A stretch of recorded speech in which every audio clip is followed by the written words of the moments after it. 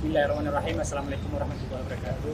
Halo sahabat Rigi, perkenalkan saya Zulmahdi. Kali ini saya akan menanam bibit pohon sebagai implementasi dari penguatan ekoteologi yang digagas oleh Bapak Menteri Agama Republik Indonesia, yaitu Profesor Dr. Kiai Haji Nasaruddin Umar.